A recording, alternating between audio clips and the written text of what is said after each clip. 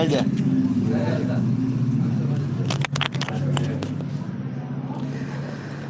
Bismillahirrahmanirrahim.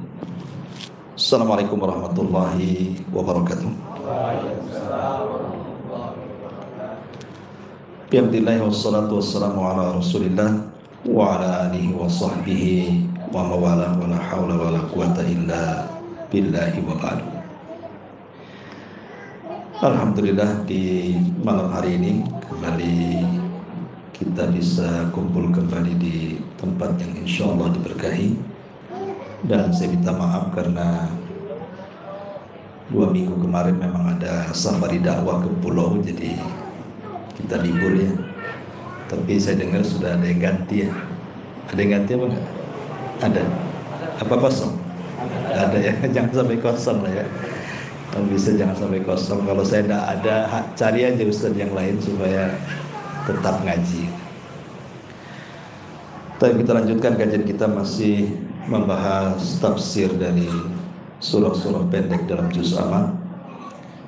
Dan malam ini kita membahas surah Al-Ikhlas. Ma'asyiral muslimin yang dimuliakan Allah Azza wa Jalla, surat Al-Ikhlas itu di dalam Al-Quran ada 2. Pertama yang ma'ruf, yang kita sering baca, Qul huwallahu ahad, Allahus samad, lam yalid wa lam yulad wa lam yakul lahu kufuwan ahad. Ini disebut surah Al-Ikhlas. Tapi di sana juga ada surat lain disebut Al-Ikhlas juga. Surat yang ma'ruf juga, Qul ya ayyuhal kafirun la a'budu ma ta'budun. Ini juga disebut surah Al-Ikhlas juga. Karena isinya hampir mirip. Baik Qul huwallah ataupun Qul ya ayyuhal kafirun. Cuman bedanya, kalau Qul huwallahu ahad itu bicara tentang rububiyah, siapa Tuhan kita, maka dijawab dalam surah Al-Ikhlas itu. Tetapi kalau Qul ya ayyuhal kafirun itu bicara tentang tauhid uluhiyah, bagaimana cara nyembah. Jadi dalam surah Al-Ikhlas itu Qul huwallahu ahad mengenal siapa Tuhan kita, tapi dalam surah Al-Ikhlas yang kedua Qul ya ayyuhal kafirun bagaimana cara menyembahnya. Jadi satu bicara tentang tauhid rububiyah dan asma dan sifat, satu bicara soal tauhid uluhiyah. Tapi kita akan bahas keutamaan surah Al-Ikhlas dulu.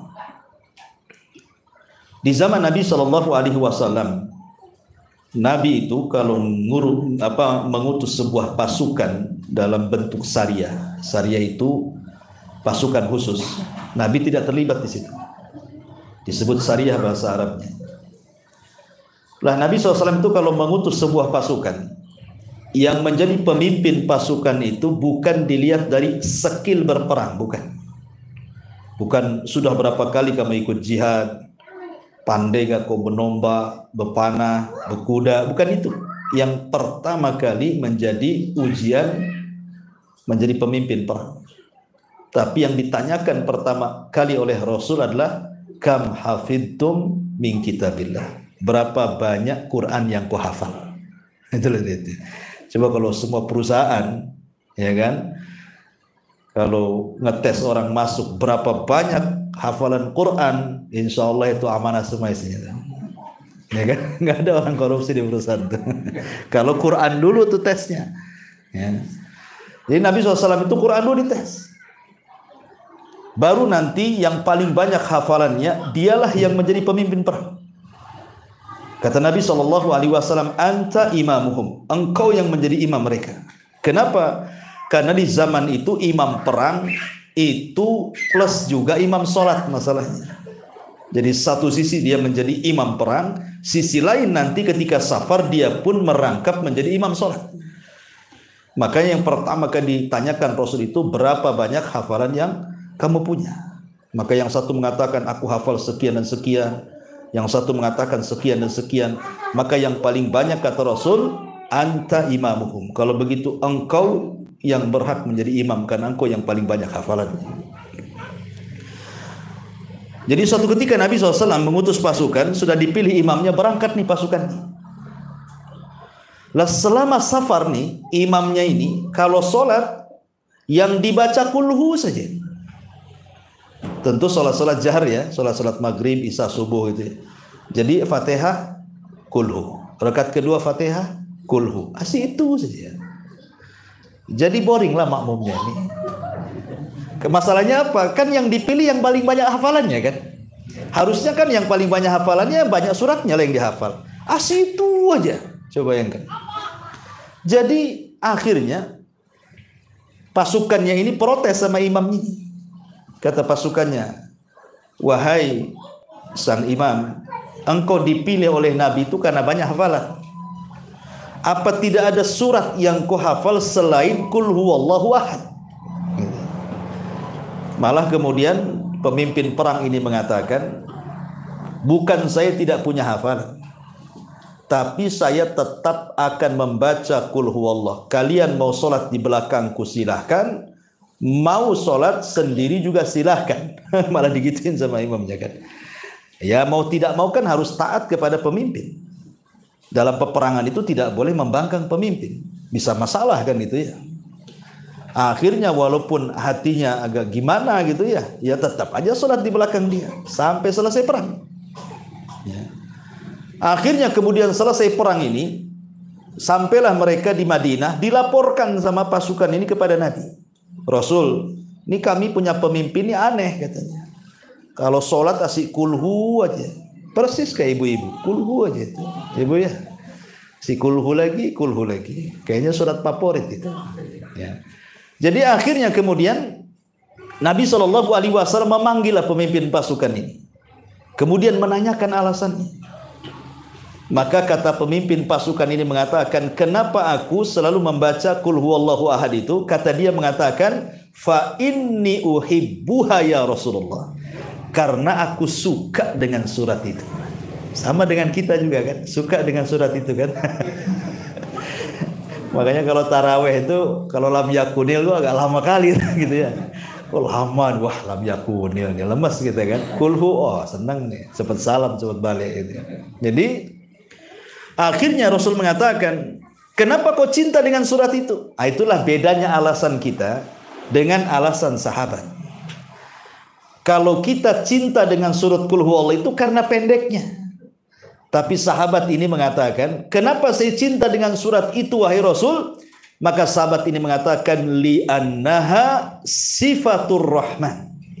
Karena di dalam surah Qul huwallah itu ada sifat-sifat yang agung yang dimiliki Allah Subhanahu wa taala. Maka aku suka dengan sifat itu. Maka apa kata Nabi SAW? Hubbuka iyyaha adkhalakal jannah. Kecintaanmu kepada surat itu, maka Allah akan masukkan kau ke dalam surga. Lihat, luar biasa ya kan? Nah, cukup kita baca kulhu terus, ya, itu penyebab kita masuk surga. Tapi jelas alasannya ya, karena sahabat ini mencintai surah Qul huwallah itu karena apa? Keagungan sifat-sifat Allah di dalamnya. Kalau kita kan karena pendeknya, kan itu. Cintanya karena pendek itu. Ini satu keutamaan surah Al-Ikhlas. Yang kedua, Nabi SAW mengatakan dalam sebuah hadis yang sahih, kata Nabi SAW, man qara'a Qul huwallahu ahad asyra marratin fi kulli lailah fi kulli yaumin wa lailatin buniyat lahu baitun fil jannah. Siapa yang membaca Qul huwallahu ahad 10 kali dalam sehari semalam, maka Allah akan bangunkan baginya satu istana di sorga. Luar biasa sebenarnya.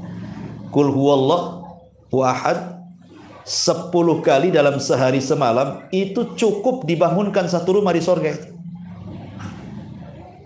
Padahal membaca Qul huwallahu 10 kali kan saya kira enggak berat lah. Tapi bukan Qul huwallah bukan itu. Maksudnya sampai selesai lah kan gitu ya. Qul huwallahu ahad, Allahus samad, lam yalid walam yulad walam yakul lahu kufuwan ahad, satu gitu kan ya. Kemudian diulang lagi kul huwallahu ahad, Allahus samad, lam yalid walam yulad walam yakul lahu kufuwan ahad, 2 gitu ya. Sampai 10 kali. Pamannya ambillah pagi 3, siang 3, sore 3, malam 1, dapatlah 1 rumah di sorga tuh. Kan enak tuh. Setiap hari loh kita bangun 1 rumah di sorga, luar biasa. Masalahnya sering saya katakan bahwa sorga itu perkara gaib. Karena perkara gaib itulah kadang-kadang kita kurang yakin. Lain kalau seandainya saya kasih kunci ambil rumah di Sukajadi. Syaratnya baca kulhu 1000 kali. Kira-kira antum baca nggak? Daripada jadi next bagus saya baca kulhu Allah 1000 kali kan gitu ya. Jelas tuh. Sukajadi kunci lagi. Ya. Kenapa kok mau walaupun 1000 kali coba? Ini 10 kali saja. Dan istana di surga lebih hebat dibandingkan istana di dunia coba. Karena tidak gaib Sukajadi nampak. Lain surga ini gaib. Ustaz ini cerita aja katanya. Kan gitu ya bawaannya itu ya. Jadi makanya kegaiban itu kenapa Allah cantumkan di permulaan Al-Baqarah itu. Di antara sifat-sifat orang yang beriman. Karena gitu banyak yang ragu-ragu dengan yang gaib itu. Ini faedah yang kedua. Jadi faedah yang pertama bisa menyebabkan orang masuk surga. Faedah yang kedua, dibangunkan lagi rumah di surga. Kemudian keutamaan yang ketiga. Jadi suatu ketika Abu Hurairah radhiyallahu an menceritakan. Jadi dia di samping Rasul. Tiba-tiba tengah malam itu ada yang sedang sholat malam dan dia membaca surah Qul Huwallahu Ahad. Tidak tahu siapa yang baca karena gelap. Jadi Nabi SAW tiba-tiba nyeletuk dan mengatakan wajabat. Abu Hurairah bingung, apa maksud wajabat itu? Jadi setelah itu kemudian Abu Hurairah bertanya, apa yang Anda maksud dengan kalimat wajabat itu wahai Rasul? Maka Rasul mengatakan wajabat lahul jannah. Wajib orang itu masuk surga katanya. Jadi saking senangnya Abu Hurairah radhiyallahu an sifat sahabat ini, kalau ada orang mendapatkan kesenangan, maka dia ikut senang. Itulah sifat para sahabat. Jadi kalau ada saudaranya mendapatkan kesenangan, maka dia ikut senang. Kalau kita terbalik ya, kalau saudaranya dapat kesenangan, kita pula susah. Kenapa nggak saya katanya? Hasan kita ini kan. Jadi Abu Hurairah ini ketika mendengar Rasul memuji orang itu, wajabat lahul jannah, dicari orang itu. Maksudnya mau disampaikan, ya berbahagialah Rasul ngomong tentang kamu bahwa engkau akan masuk surga gitu maksudnya. Tapi karena malam dicari-cari nggak ketemu dia, entah kemana. Tapi yang jelas bahwa walaupun orang itu tidak ditemukan Abu Hurairah, tetapi sabda Nabi SAW cukup menjadikan rekomendasi dia masuk surga. Begitu para sahabat.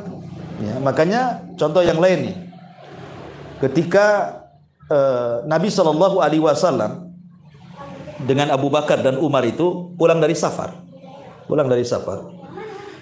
Kemudian singgah di Masjid Nabawi, di balik tembok itu, Abdullah ibn Mas'ud radhiyallahu an sedang membaca Quran dan suara Abdullah ibn Mas'ud itu indah sekali. Jadi kata Nabi kepada Abu Bakar dan Umar, wahai Abu Bakar, Umar, kalau engkau ingin mendengarkan saat Jibril menurunkan wahyu kepada aku, seperti itulah suaranya. Maksudnya suara Abdullah ibn Mas'ud gitu maksudnya. Jadi pagi-pagi buta tuh Umar bin Khattab itu datang ke rumahnya Abdullah ibn Mas'ud dan mengatakan, absyir ya ibna ummi abdin. Itu kunyahnya.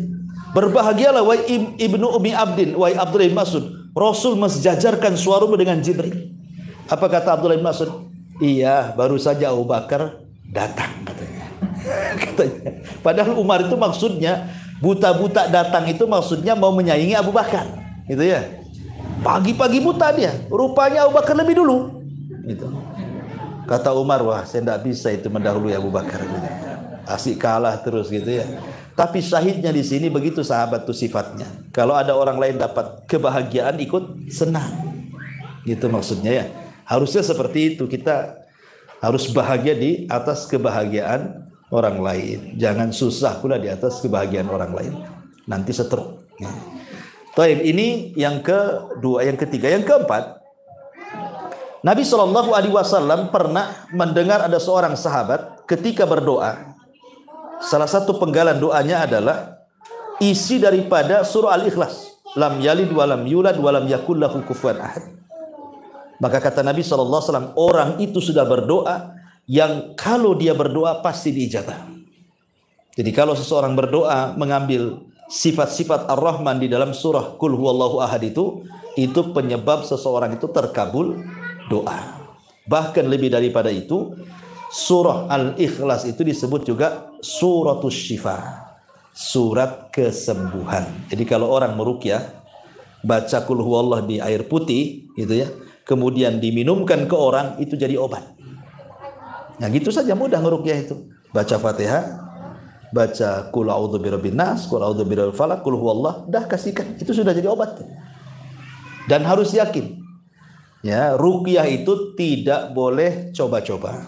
Kalau coba-coba nggak akan mujarab, karena Quran itu nggak bisa untuk coba-coba. Ah coba-coba siapa tahu sembuh, nggak bisa. Itu ragu-ragu dengan Quran namanya ya. Nggak boleh, harus yakin sembuh. Ya. Makanya dalam ilmu kesehatan itu sugesti itu penyembuh. Hanya sekedar sugesti itu lo bisa menyembuhkan. Penting itu kepercayaan itu, meyakinkan pasien itu penting. Makanya nggak ada dokter yang nakut-nakuti sembuh, padahal besok mau mati itu. Iya kan?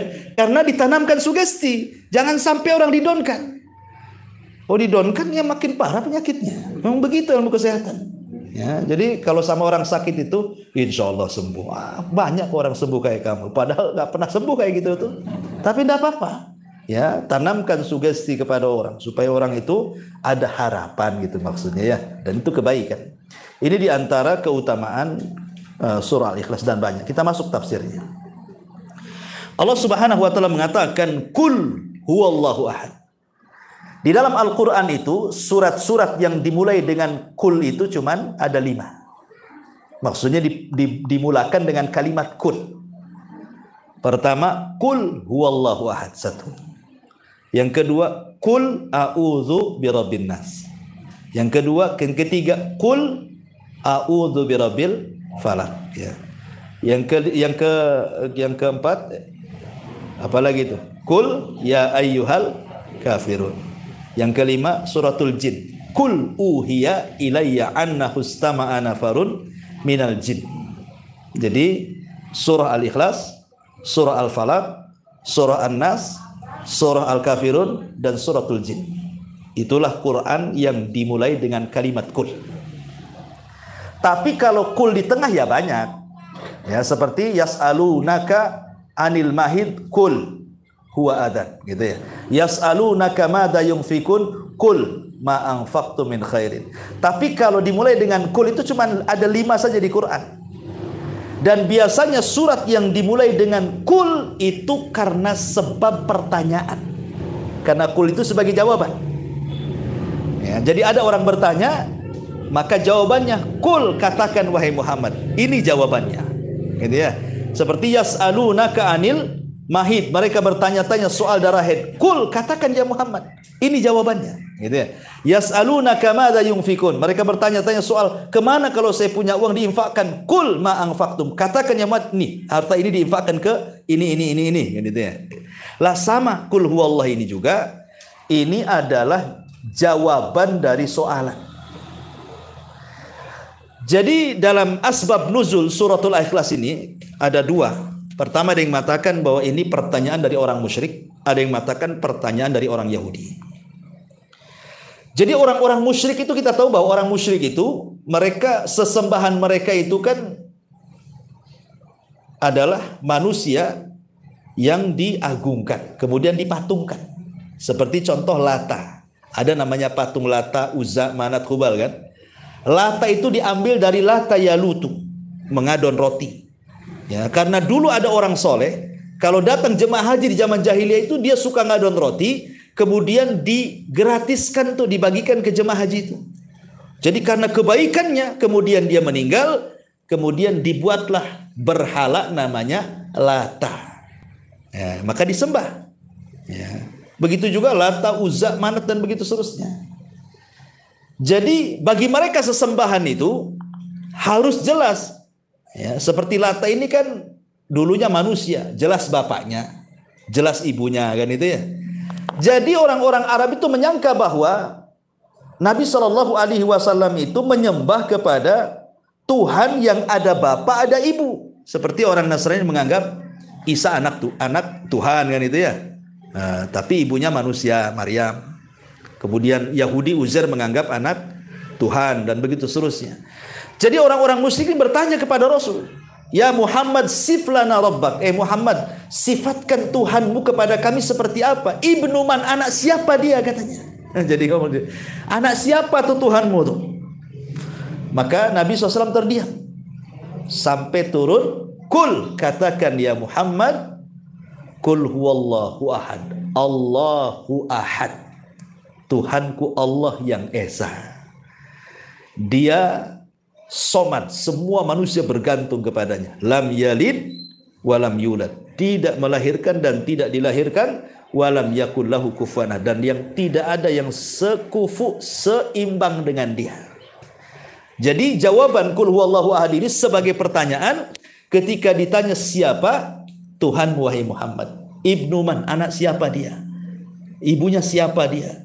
Maka Allah balas bahwa Tuhan kita Allah yang tunggal, dia tidak beranak dan tidak diperanakkan. Dan semua manusia bergantung kepadanya dan tidak ada yang sekufu dengan Allah Subhanahu wa taala. Baik, kita akan rinci. Qul huwallahu ahad.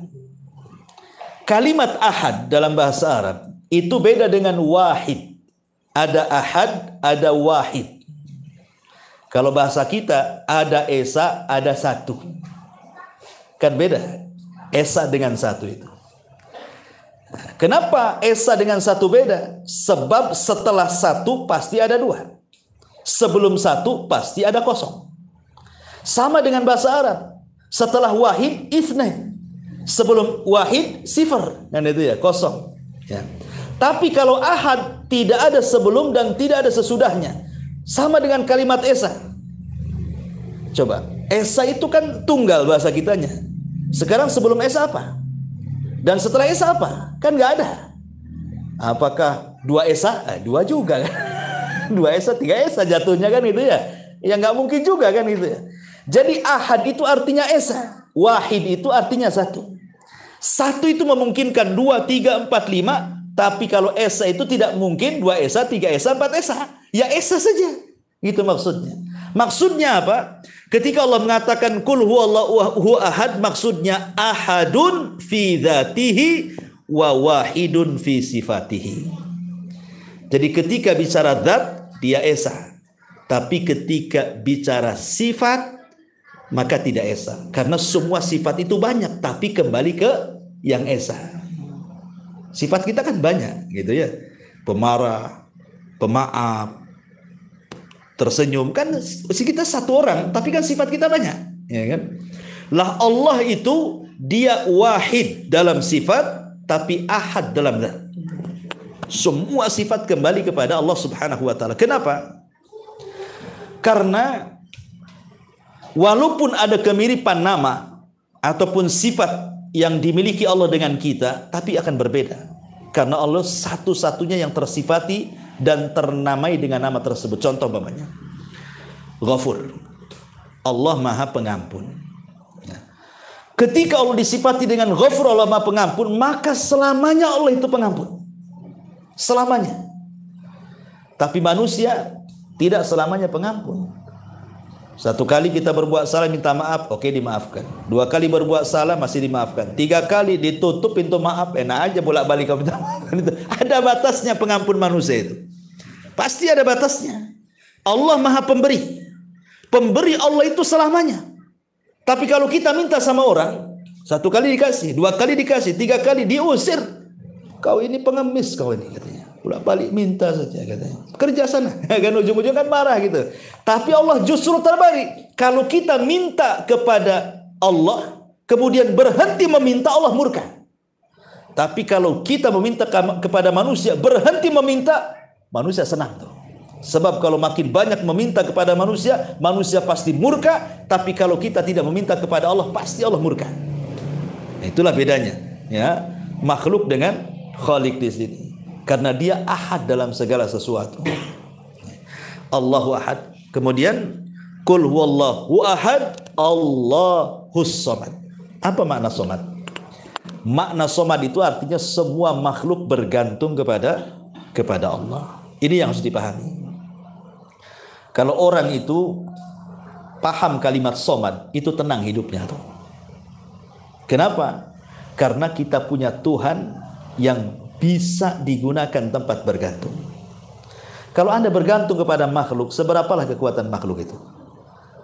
Pemanya punya kawan orang dalam di kepolisian, purnawirawan, selesailah, tidak bisa lagi, ya kan? Punya pengacara hebat, sekali setruk nggak bisa ngomong. Apa gunanya pengacara nggak bisa ngomong? Pengacara kan ngomong cari duitnya kan.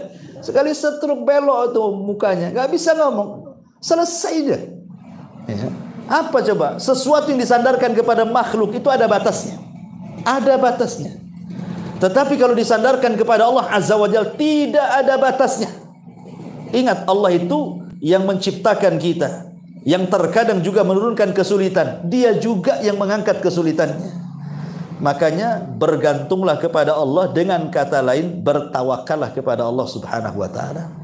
Karena hanya Allah lah tempat bergantung semua manusia. Tawakal kepada Dia. Ya. Dan kalau kita jabarkan luar biasa. Ya. Baik. Kemudian Allah mengatakan qul huwallahu ahad, Allahus samad, lam yalid wa lam yulad. Allah tidak melahirkan dan Allah tidak dilahirkan. Maknanya di sini Allah tidak punya ibu, Allah tidak punya bapak, Allah tidak punya pasangan, Allah tidak punya anak. Ya. Lam yalid wa lam yulad itu artinya begitu. Allah tidak punya anak, Allah tidak punya pasangan, Allah tidak punya bapak, Allah tidak punya ibu. Ya Allah tunggal. Dari sini bantahan kepada siapa? Pertama kepada orang Yahudi. Orang Yahudi itu menganggap Uzair itu anak Tuhan. Begini ceritanya. Dahulu ketika Nabi Yahya dibunuh secara sadis, dipenggal kepalanya, kemudian digunakan mahar wanita pelacur kepada Raja Romawi. Kemudian setelah Yahya meninggal dipenggal, rupanya bapaknya Zakaria tidak lepas dari pembunuhan. Masuk ke hutan, masuk ke dalam pohon, digergaji juga, mati juga. Ya, kemudian setelah itu Isa pula jadi sasaran.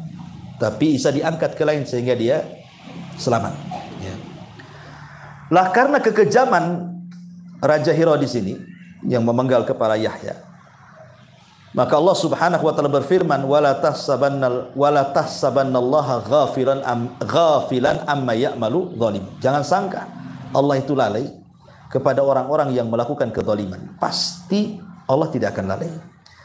Makanya dikirim kepada Raja Herodes ini, raja yang paling bengis kala itu, yang namanya Bukhtun Nasr. Itu penguasa Babylon Irak. Jadi datang pasukan dari Irak dipimpin oleh Bukhtun Nasr, kemudian diserbu Palestina, dihancurkan ke akar-akarnya, sampai dirobohkan bangunan habis rata dengan tanah.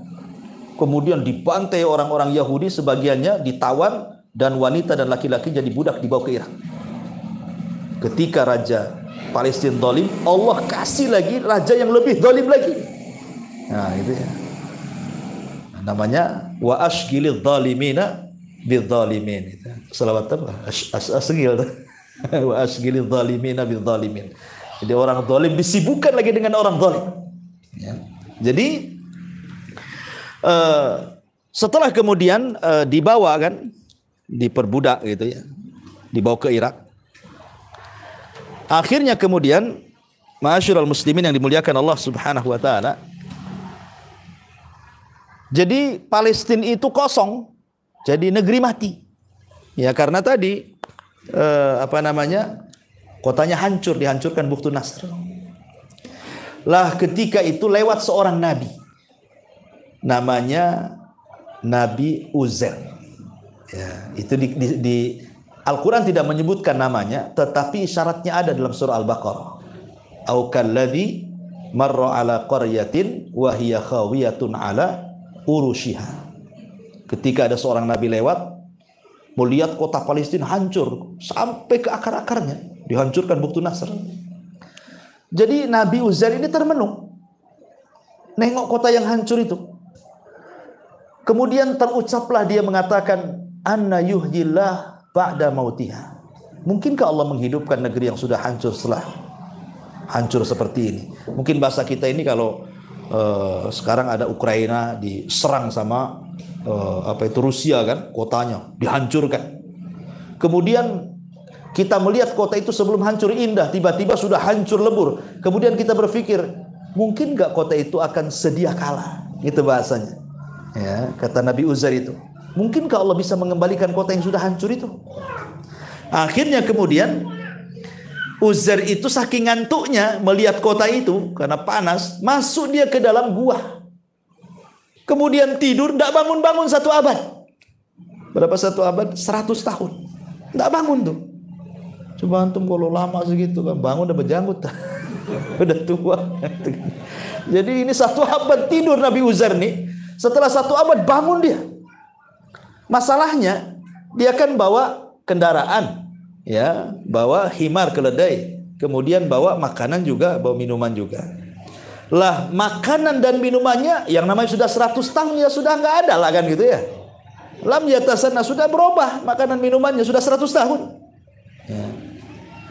Kemudian makanan dan minumannya tidak berubah, yang berubah itu adalah keledainya. Ya. Jadi makanannya masih tetap, minumannya tetap. Cuman yang jadi masalah keledainya sudah nggak ada, tinggal tulang-tulang saja. Karena kan terikat 100 tahun dia nggak bisa makan kan, matilah. Akhirnya Allah Subhanahu wa taala ingin memberitahu Nabi Uzair bagaimana dia mampu menghidupkan kota dengan cara apa? Menghidupkan keledai. Tiba-tiba kata Allah Subhanahu wa taala, lihat keledai itu katanya. Tiba-tiba tulang belulangnya menyatu kembali, kemudian merangkai kembali, entah dari mana dagingnya tiba-tiba datang, kemudian jadilah dia keledai. Tiba-tiba keledai ini memekik seperti kiamat mau bangkit itu. Maka Uzair menyaksikan tuh, bagaimana Allah bisa menghidupkan keledai dari kematian. Seolah-olah Allah ingin mengatakan, kalau hanya sekedar menghidupkan kota yang mati itu gampang, gitu maksudnya. Nih keledai saja bisa hidup. Ya. Makanya ketika kemudian setelah itu Uzair ini bangun 100 tahun melihat kota, rupanya betul-betul sudah ramai lagi kota itu. Dia pun pulang ke rumahnya, masih ingat jalan rumahnya. Cuman gak ada yang kenal dia. Nah, sudah 100 tahun masalahnya. Yang kawan-kawan dia udah matilah semua, yang seumuran dia kan. Ketika dia sampai di rumah, adalah nenek tua buta.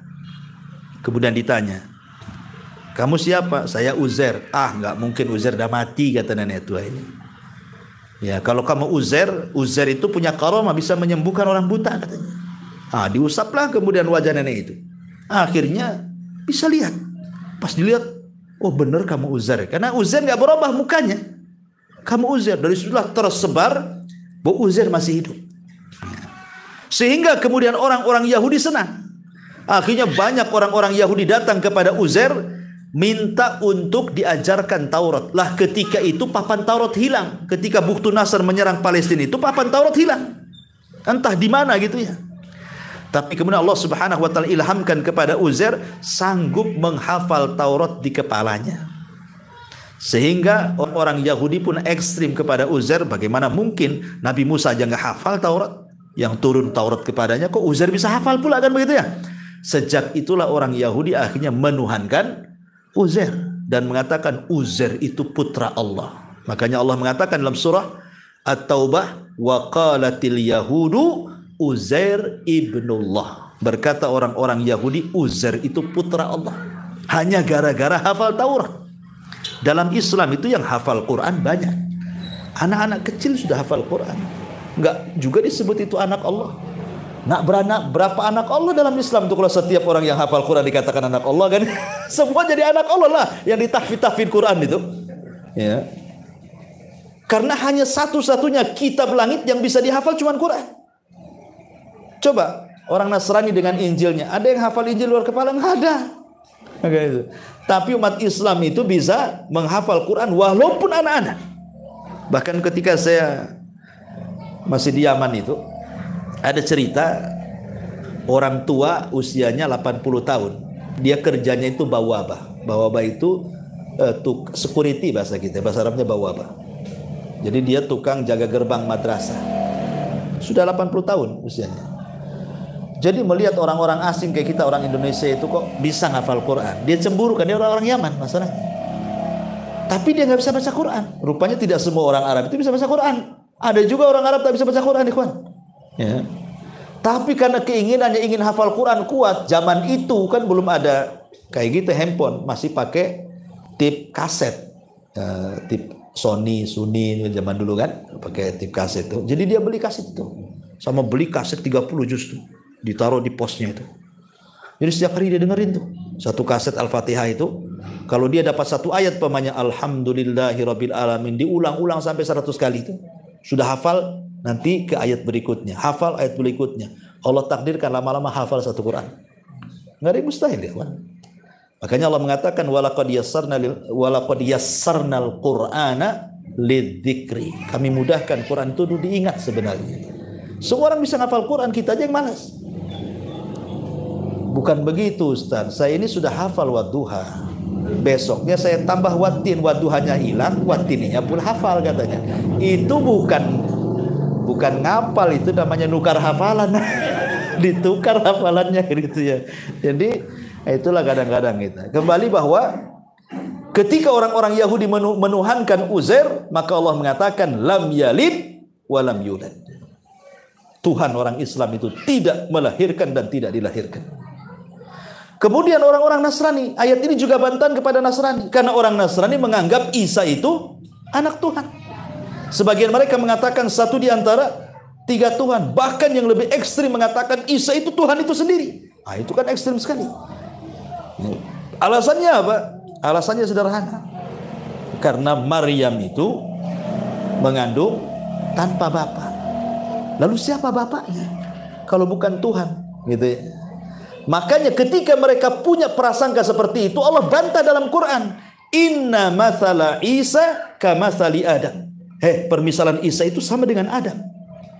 Kalau kau bilang bahwa Isa itu anak Tuhan gara-gara tidak ada bapak, Adam jauh lebih hebat lagi, gitu maksudnya. Dia tak ada bapak, tak ada ibu, Isa masih ada ibu. Kenapa Anda katakan Adam nabi tidak anak Tuhan, tapi Anda katakan Isa anak Tuhan? Padahal kalau secara tabiat kehebatan Adam lebih hebat lagi, nggak ada bapak, nggak ada ibu. Harusnya dia lebih anak Tuhan lagi. Tapi kenapa mereka tidak mengatakan Adam anak Tuhan? Makanya Allah bantah ini. Permisalan Isa itu sama dengan Adam. Allah sanggup menciptakan orang tanpa ayah, tanpa ibu, Adam. Allah sanggup menciptakan orang tanpa ada ibu, Isa. Allah sanggup menciptakan tanpa ayah, Hawa. Kan itu ya? Jadi ini kan kekuasaan Allah semua tuh. Adam, Hawa, Isa, ini kan keajaiban. Yang satu nggak ada ayah, nggak ada ibu, Adam. Yang satu nggak ada bapak, Hawa, gitu ya. Yang satu nggak ada ibu, Isa, nggak ada ayah, Isa, nggak ada bapak, Isa, nggak ada ibu, Hawa, kan gitu. Dan ada makhluk yang ada ibu bapaknya seperti kita. Jadi ini nggak heran bagi kita, kan? Kenapa? Gara-gara tidak ada bapak kemudian dituhankan. Makanya Allah mengatakan lam yalid wa lam yulad. Ingat, Tuhan Islam itu tidak melahirkan dan tidak dilahirkan. Atau bantahan kepada orang musyrik Arab di zaman itu, karena menganggap malaikat itu putri-putri Allah, banatullah. Makanya turun lam yalid wa lam yulad. Allah tidak punya anak putri, ya. Makanya turun tidak melahirkan dan tidak dilahirkan. Walam yakul lahu kufuwan ahad. Dan Allah itu tidak ada yang sekufu dengan dia, sebanding dengan dia, nggak ada. Ya. Makanya kenapa Allah itu tidak, hikmah kenapa Tuhan tidak bisa dilihat? Kenapa kok Tuhan kita tidak bisa dilihat? Bukan tidak bisa dilihat, pandangan kita tidak sanggup melihatnya. Supaya ketika kita ini menggambarkan Tuhan, tidak bisa menggambarkan kecuali dari berita yang thiqah, yang terpercaya. Karena begini ya, mensifatkan Tuhan itu sama dengan mensifati sebuah barang. Contoh nih, ini handphone ya. Ada orang pernah melihat handphone ini, kemudian dia bisa, oh saya tahu handphonenya Ustadz Abu Humairah itu warnanya hitam, tablet udah jelek, udah lecek namanya kan, karena pernah lihat, bisa disifati. Ya. Ataupun oh saya tahu handphonenya Ustadz Abu Humairah itu ada kembarannya, itu sama-sama iPhone sekian, saya tahu tuh. Ya. Atau yang ketiga, Mungkin dia dapat kabar dari orang yang pernah melihat. Ya kan? Dia tidak pernah melihat, nggak ada pula kembarannya, tetapi dia dapat kabar dari orang yang pernah melihat handphone saya dicerita. Lah, Allah juga sama. Sekarang kalau mensifati Allah dengan cara Allah pernah dilihat, mustahil. Tidak ada orang yang pernah melihat Allah. Berarti tidak mungkin mensifati Allah dengan sesuatu yang pernah dilihat.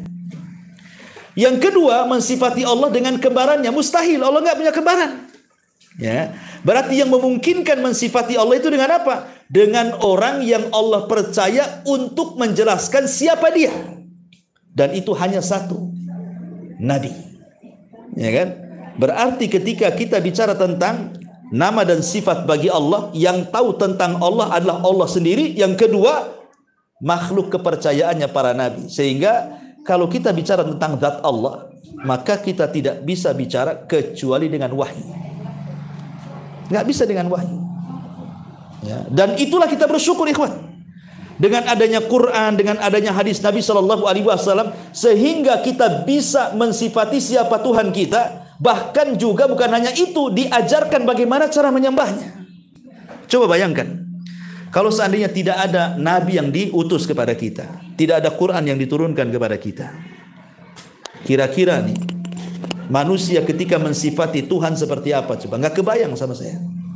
Pasti dia akan mensifati Tuhan itu sesuai dengan yang didengar, sesuai yang dilihat, sesuai yang dipikirkan kan.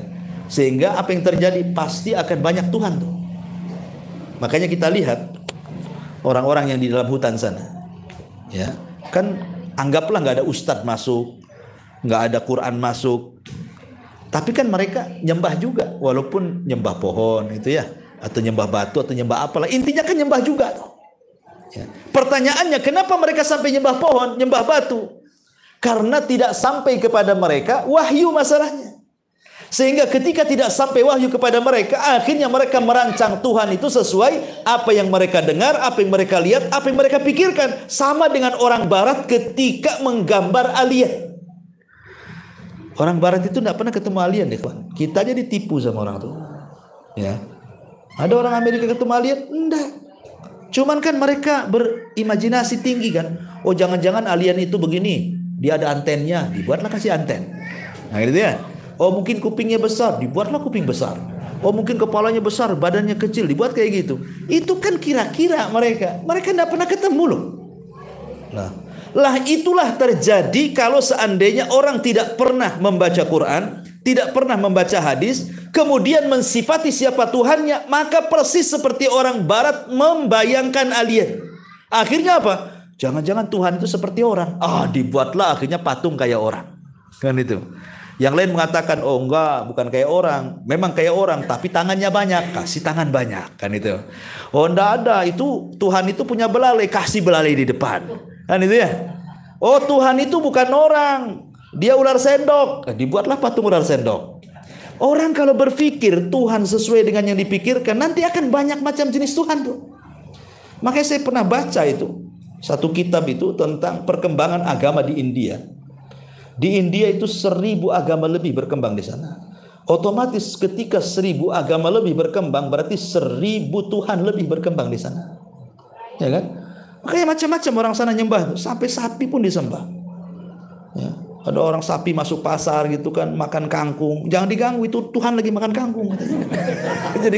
jadi pikirnya itu kan, karena semua disembah. Kenapa? Tadi karena tidak turun nabi, tidak turun kitab kepada mereka. Alhamdulillah kita ini ada nabi, ada Quran, sehingga membimbing kita ini bagaimana cara mengenal Allah. Qul huwallahu ahad, Allahus samad, lam yalid walam yulad walam yakul lahu kufuwan ahad. Alhamdulillah kita dapat penjelasan siapa Tuhan kita. Kalau enggak macam-macam kita sembah tuh. Ya. Wallahu a'lam bishawab. Ini yang bisa sampaikan sebelum saya tutup. Silakan kalau ada yang mau bertanya.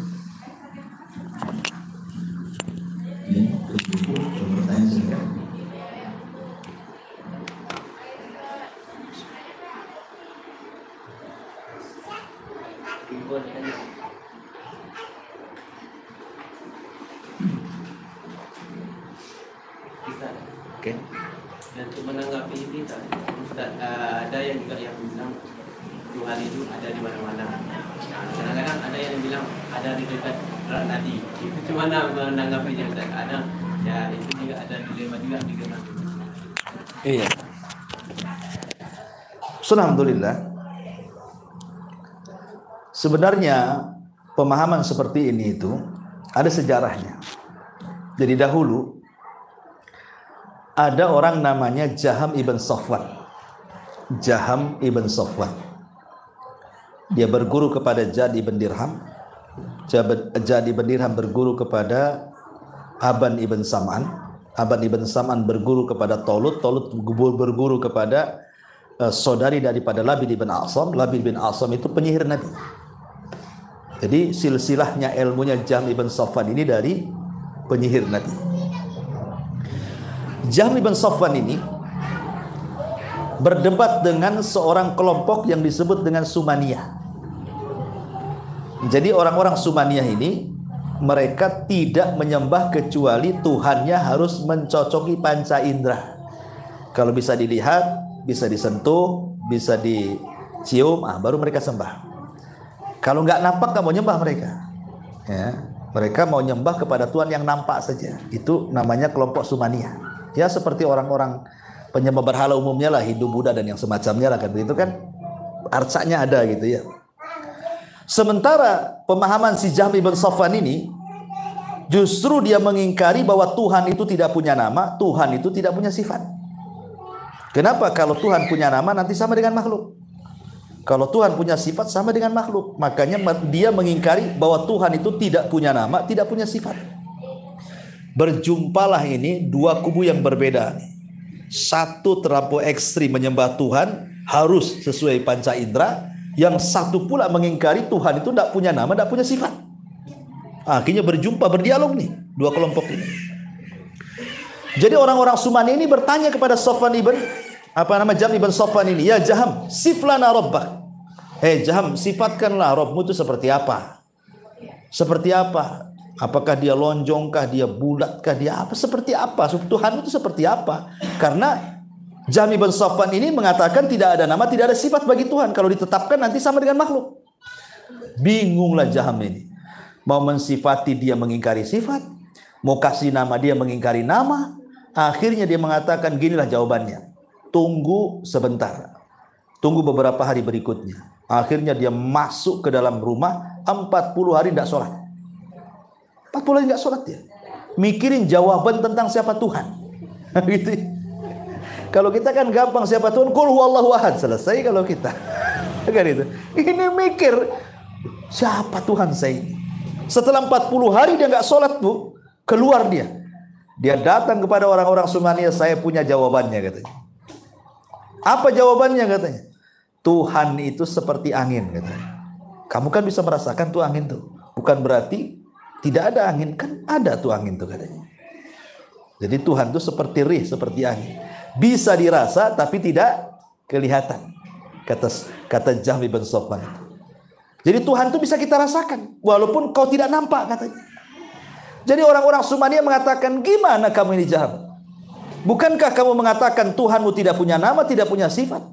Kalau kamu katakan Tuhanmu seperti angin, berarti kamu mensifati secara tidak langsung Tuhanmu itu ada wujud, dan wujud itu bagian daripada sifat, kan gitu ya? Berarti kamu ini nggak beres kaidahnya nih. Akhirnya bingung lagi dia. Oh ya juga katanya. Berarti wujud itu kan sifat, artinya sifat wujud kan itu ya. Padahal dia mengingkari tidak ada sifat, tidak ada nama. Saking bingungnya akhirnya dia asal jawab. Dia mengatakan Tuhanku tidak di dalam alam, tidak juga di luar alam katanya. La dakhilal alam wala kharijahu katanya. Tuhanku adalah tidak di dalam alam, tidak juga di luar alam. Lalu di mana-mana? Di mana-mana. Itu maksudnya ya. Gitu loh. Ya. Jadi ini ada kisahnya itu. Jadi pemahaman ini sebenarnya berasal dari seorang nama Jahm ibn Safwan yang kemudian akidahnya disebut Jahmiyah. Ya. Dan ini bahaya pemahaman Allah di mana-mana kan? Karena kita ahli sunnah diajarkan bahwa Allah itu di atas ketinggian, di atas langit gitu ya. Ar-Rahman 'alal arsy istawa. Makanya kalau kita berdoa, kemana antum arahkan doa? Pasti ke langit. Mau kemana lagi diarahkan doa? Ke langit. Nggak ada orang berdoa itu kecuali ke langit. Apalagi dalam posisi genting, di kapal mau tenggelam, pasti orang akan ke langit mengadakan. Bahkan orang awam saja kalau ditanya, kapan lu kawin? Saya serahkan ke yang di atas. Itu orang awam tuh. Dia ngomong gitu. Saya serahkan ke yang di atas katanya. Artinya kan dia meyakini kan bahwa secara fitrah itu Tuhan di atas. Ya, dan kita harus yakini selesai sebenarnya. Tanpa harus membagaimanakan, tanpa harus menanyakan. Pokoknya Tuhan di atas, selesailah gitu. Karena kita tidak boleh juga terlalu dalam mempertanyakan tentang Allah masalahnya. Kalau di atas, di mana dia? Oh, mulai terhayal kan itu. Nggak boleh, sudah Allah di atas, selesai. Ya, jangan cerita macam-macam, karena kalau sudah mengenai zat Allah itu, jangan terlampau dalam. Kata Imam Syafi'i, pikirkan makhluk Allah, jangan pikirkan zat Allah. Karena memikirkan zat Allah itu tidak akan menambah iman.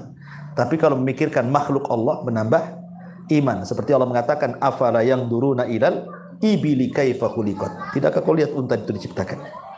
Lihat unta diciptakan. Kok ada binatang seperti unta? Dia bisa nggak minum 3 bulan nggak mati? Ya, coba antum punya kucing, jangan dikasih minum seminggu, apakah mati? Ini unta 3 bulan tak minum tak mati. Yang kedua, unta ini kalau dia safar kemudian pulang, dia tahu jalannya, walaupun 1 kali jalan, padahal dia tidak ada Google Map, dia bisa balik tuh. Ya, berarti menunjukkan apa? Ada insting unta itu. Makanya wajar unta itu binatang pantas di padang pasir. Karena orang kalau ke padang pasir pasti nyasar. Tapi kalau unta tidak nyasar, dia tahu jalan pulangnya. Itu hebatnya unta. Ya, dan unta ini kalau lihat orang, jangan disakiti. Dendamnya itu nggak akan lupa walaupun antum sudah tua. Pokoknya antum pernah nyakiti dia nih, ketika usia antum 20 tahun. Kemudian ketemu lagi dengan dia di usia 50 tahun, dia masih ingat wajah antum tuh. Kurang ajar nih katanya. Iya, masih tahu tuh. Dia tahu unta itu. Makanya kenapa Allah mengatakan, apakah tidak kau lihat bagaimana unta diciptakan tuh? Kok makhluk ada kayak gitu ya kan? Siapa yang menciptakan makhluk kayak gitu kalau bukan Allah? Dan unta itu pencemburu. Jangan sampai kandangnya diduduki orang. Jadi mamanya kalau kambing ini kita duduk di kandang dia, nggak peduli kan kambing itu. Mau tidur sama dia pun nggak peduli. Tapi jangan tidur di kandang unta. Antum bisa disepak. Ya, makanya Rasul melarang tidak boleh sholat di kandang unta. Boleh sholat di kandang kambing. Karena kambing nggak akan dendam sama kita. Kalau unta cemburu dia. Apalagi dekat betinanya, cemburu. Makanya kalau istri gue udah nggak cemburu itu, anda masih bagus unta. Kan gitu ya. Ya. Wallahu a'lam ya. Iya, saya kira cukup. Ya, sudah jam 9 lebih. Subhanallah bihamdika, asyhadu an la ilaha illa anta astaghfiruka wa atubu ilaik. Wallahu ta'ala. Assalamualaikum warahmatullahi wabarakatuh.